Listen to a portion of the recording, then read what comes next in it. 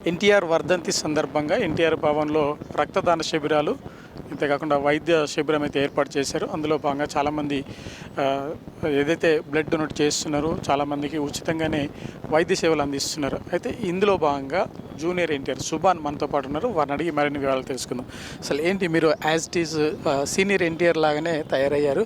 అసలు మీకు సీనియర్ ఎన్టీఆర్ అంటే అభిమానమా? లేకపోతే పార్టీతో ఉన్న మీ అభిమానమా? ఎన్నాళ్ళుగా మీకు బాగా పరిచయం ఉంది? తనతో ఉన్న మీ గత స్మృతులేంటి? మా ఊహ వచ్చినప్పటి నుంచి కూడా ఎన్టీ రామారావు గారు అన్న వారి సినిమాలన్నా మాకు ఎంతో ఇష్టం. అలాగే వారు పెట్టినటువంటి ఈ తెలుగుదేశం పార్టీలో కూడా మేము నిమగ్నం అయి ఉన్నాం. ఆ పార్టీలోనే మేము ఉంటున్నాం. అయితే మా కుటుంబం సమస్తం ఎన్టీ రామారావు గారు అంటే మాకు ఎంతో అభిమానం. అయితే ఆ మహానుభావుడు గురించి ఎంత చెప్పినా తక్కువే. ప్రపంచ నలుమూలల నుంచి కూడా ఎక్కడైనా సరే మన అన్న ఎన్టీ రామారావు గారు ఆయన పేరు చెప్పినా అంతా కూడా ఎంతోమంది అన్నగారు అభిమానులు ఉన్నారు. ఎక్కడైనా సరే ఏ దేశంలో అయినా సరే అన్నగారు అభిమానులు ఉన్నారు. అలాగే ఈ తెలుగువారి కీర్తి ప్రతిష్టలు నిలబెట్టినది మన అన్న నందమూరి తారక రామారావు గారే.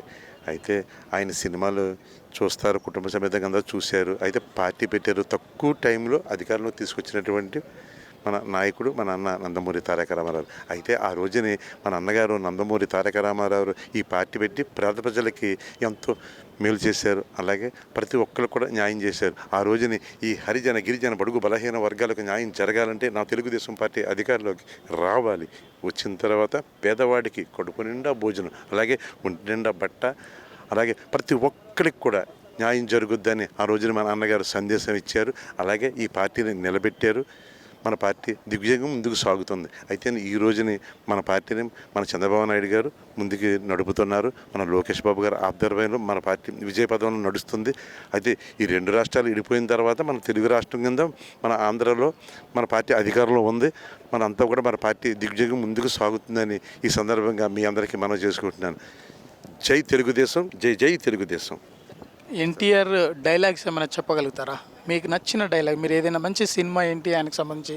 రాజకీయంగా ఆయన సినిమాలు ఎదుగుతూనే ఇటు రాజకీయాలకు రావడం జరిగింది. మీరు ఎలా చూస్తారు?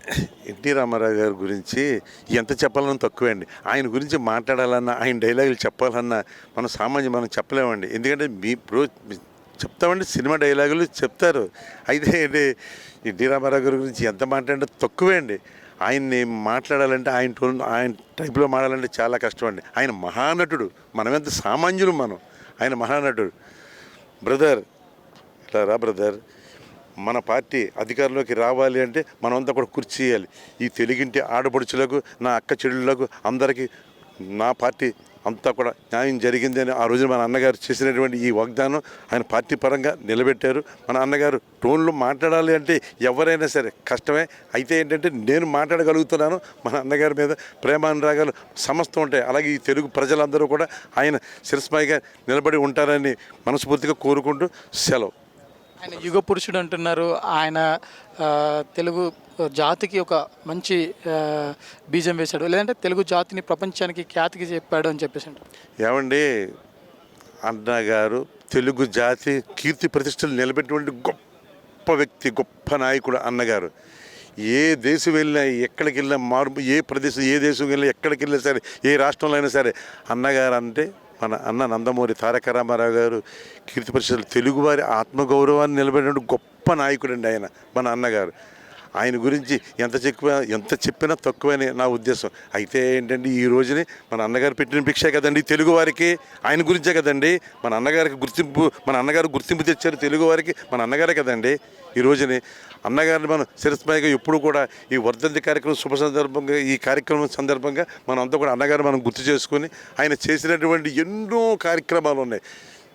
సినిమాలో ఏంటి, ఒక రాజకీయ పరంగా ఎంతమంది పేదవారికి ఎంతమందికి మేలు చేసినటువంటి గొప్ప నాయకుడు మన అన్న నందమూరి తారక రామారావు గారు. ఈరోజు మనం ఆయన్ని గుర్తు చేసుకుని మౌనంగా ఉంటాం తప్ప మనం చేసేదేమీ లేదండి. అందండి వెళ్ళిపోయారు ఆ మహానుభావులు. అన్నగారు చేసిన సేవలను ఎప్పటికీ చిరస్మరణంగా గుర్తుంటాయి. ప్రపంచవ్యాప్తంగా కూడా తెలుగు వారికి గౌరవం వచ్చిందంటే అది అన్నగారు తీసుకొచ్చిన వన్నె అని చెప్పక తప్పదంటున్నారు.